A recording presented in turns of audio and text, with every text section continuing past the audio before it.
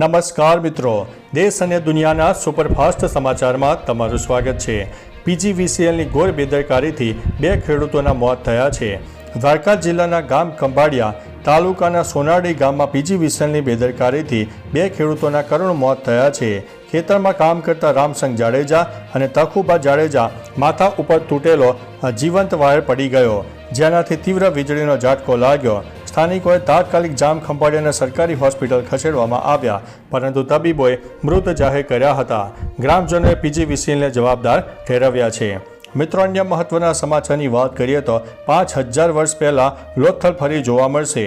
લોથલ ખાતે નિર્માણ પામી રહેલા નેશનલ મેરીટાઈમ હેરિટેજ કોમ્પ્લેક્સમાં 5000 વર્ષ જૂના દરિયાઈ વારસાનો આધુનિક ટેકનોલોજીથી જીવંત કરવામાં આવશે।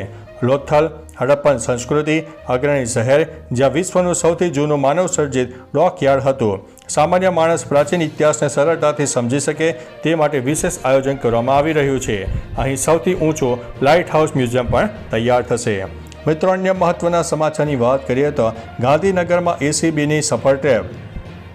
ગુડા અને PMAY હેઠળ મકાન અપાવવાના બહાને 70,000ની લાંચ માગનાર સુપરવાઇઝર રોહન કિશોરભાઈ પારકર અને જુનિયર ક્લાર્ક નયનકુમાર અમૃતલાલ પરમારને એસીબીએ ઝડપી પાડ્યા છે। જાગૃત નાગરિકની ફરિયાદ પર એસીબીએ કાર્યવાહી કરી છે, જેણે વેઇટિંગ લિસ્ટમાંથી ફાઇલ ક્લિયર કરીને મકાનના દસ્તાવેજ અને ચાવી આપવા માટે લાંચની માગણી કરી। આરોપી સામે કાયદેસરની કાર્યવાહી શરૂ થઈ છે।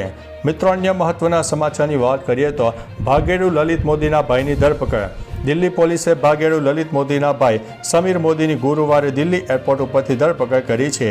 લંડનથી આવેલા સમીર મોદી પર શારીરિક શોષણનો કેસ દાખલ છે, જે 2019માં તેમની જ ઓફિસમાં કામ કરતી મહિલા દ્વારા દાખલ થયો હતો।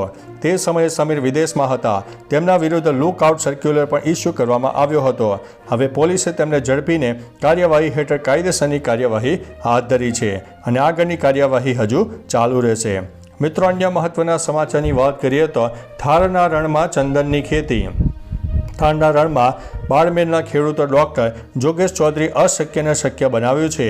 તેમણે વૈજ્ઞાનિક પદ્ધતિનો ઉપયોગ કરીને ગ્રીન ગોલ્ડ ગણાતા સફેદ ચંદનની ખેતી શરૂ કરી। શરૂઆતમાં 900 છોડ નાશ પામ્યા હોવા છતાં તેમણે હાર ન માની અને ડ્રીપ ઇરિગેશન જેવી નવી તકનિકનો ઉપયોગ કરીને 18 વીઘા જમીન ઉપર 1000 છોડ ઉછેર્યા છે। એક પરિપક્વ ચંદનનું ઝાડ 12 થી 15 વર્ષમાં લાખોની કમાણી કરીને આપે છે। તેમની સફળતાને અન્ય ખેડૂતોએ પણ પ્રેરણા આપી છે।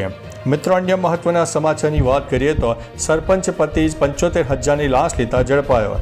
જામનગરના કાલાવડ તાલુકામાં એસીબીએ ભલાસણ બેરજા ગ્રામ પંચાયતના સરપંચના પતિ દિનેશ તેજા અને હમીર સોલંકીને 75,000ની લાંચ લેતા રંગે હાથે ઝડપ્યા।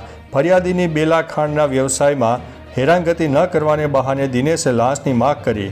ફરિયાદીએ એસીબીનો સંપર્ક કર્યો અને રાજકોટ એસીબીએ ટીમ જામનગર અને કાલાવાડ રોડ ઉપર માટલી પાટિયા નજીક ટ્રેપ ગોઠવી અને બંનેને ઝડપી લીધા છે।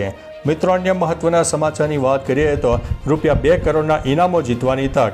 વિદ્યાર્થીઓમાં જિજ્ઞાસા અને વિશ્લેષણાત્મક વિચારશક્તિને વિકસાવવા માટે રાષ્ટ્રીય સ્ટેમ ક્વિઝ 4.0 નવી પેઢીની સફર નામે સ્પર્ધાનું આયોજન કરવામાં આવ્યું છે। આ સ્પર્ધામાં વિજેતા વિદ્યાર્થીઓને કુલ 2 કરોડ સુધીના ઇનામો જીતવાની તક મળશે। આ વર્ષે ક્વિઝ જુનિયર લેવલ ધોરણ 9 અને 10 તથા સિનિયર લેવલ ધોરણ 11 અને 12 એમ 2 સ્તરમાં યોજાશે। આ માટે 30 ઓક્ટોબર સુધી રજીસ્ટ્રેશન કરાવવાનું રહેશે।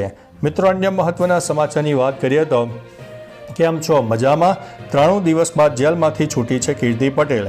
સોશિયલ મીડિયા ઇન્ફ્લુએન્સર કીર્તિ પટેલ 93 દિવસના જેલવાસ બાદ સુરતની કોર્ટે જામીન મંજૂર કર્યા છે। જેલમાંથી મુક્ત થતાં જ કીર્તિએ પોતાના ઇન્સ્ટાગ્રામ એકાઉન્ટ પર નવી રીલ પોસ્ટ કરી છે, જેનાથી ફોલોઅર્સમાં ઉત્તેજના ફેલાઈ છે। હંમેશા વિવાદોમાં રહેલી કીર્તિ નવા લુકમાં જોવા મળી। હાલ સોશિયલ મીડિયા પર તેના નવા અવતારની ચર્ચા કરવામાં આવી રહી છે। મિત્રો, અન્ય મહત્વના સમાચારની વાત કરીએ તો ભારતે ઓમાનને 21 રને હરાવ્યો। એશિયા કપ 2025ની 12મી મેચ ભારત અને ઓમાન વચ્ચે અબુધાબીના શેખ ઝાયેદ સ્ટેડિયમ ખાતે રમાઈ। ટીમ ઇન્ડિયાએ 21 રનની જીત મેળવી લીધી। પહેલા બેટિંગ કરતા ભારતે ઓમાન માટે 189 રનનો લક્ષ્યાંક રાખ્યો। ભારત તરફથી સંજુ સેમન્સને 45 બોલમાં 56 રન બનાવ્યા। જવાબમાં ઓમાન 20 ઓવરમાં બેટિંગ કર્યા પછી 4 વિકેટ ગુમાવીને 167 રન બનાવી શક્યું। ઓમાન તરફથી આમિર કલીમ અને હમાદ મિર્ઝાએ અડધી સદી ફટકારી હતી। મિત્રો, અન્ય મહત્વના સમાચારની વાત કરીએ તો ફટાકડાનો ઉદ્ભવ ચીનમાંથી। આપણે આજે રંગબેરંગી ફટાકડાનો આનંદ માણી રહ્યા છે તેનો ઉદ્ભવ ચીનમાં થયો છે. એવું માનવામાં આવે છે કે આકસ્મિક રીતે લગભગ 2000 વર્ષ પહેલાં કોઈ રસોઈયા દ્વારા મીઠા, કોલસા અને સલ્ફરને ભેળવીને બનાવવામાં આવ્યા હતા.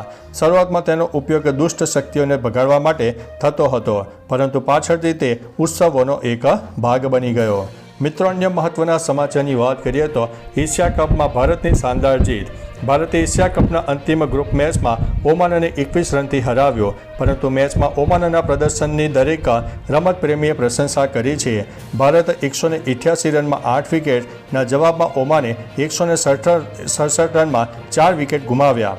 જ્યારે ઓમાને વિશ્વની નંબર 1 ક્રિકેટ ટીમની 8 વિકેટ લીધી, ત્યારે ભારત ફક્ત 4 વિકેટ મેળવી શક્યો. તેના બે બેટ્સમેન આમિર ક્લીમ, હમાઝ મિર્ઝા અડધી સદી ફટકારવામાં સફળ રહ્યા હતા. મિત્રો, અન્ય મહત્વના સમાચારની વાત કરીએ તો મણિપુરમાં આતંકી હુમલો, 2 જવાન શહીદ. મણિપુરમાં સુરક્ષા દળો પર આતંકી હુમલો થયો. શુક્રવારે સાંજે બિષ્ણુપુર જિલ્લામાં આતંકવાદીઓએ અસમ રાઇફલના વાહન પર ઘાત લગાવીને હુમલો કર્યો, જેમાં 2 જવાન શહીદ થયા અને 5 લોકો ઘાયલ થયા. આ ઘટના નંબોલ સબ્બલ લાઇકાઈ વિસ્તારમાં બની હતી, જ્યાં જવાનો ઇમ્ફાલથી બિષ્ણુ તરફ જઈ રહ્યા હતા. આ હુમલા બાદ સમગ્ર વિસ્તારમાં સર્ચ ઓપરેશન શરૂ કરી દેવામાં આવ્યું છે. તો ચાલો મિત્રો, ફરીથી દેશ અને દુનિયાના સુપરફાસ્ટ સમાચાર લઈને મળતા રહીશું. ત્યાં સુધી અમને રજા આપશો. નમસ્તે.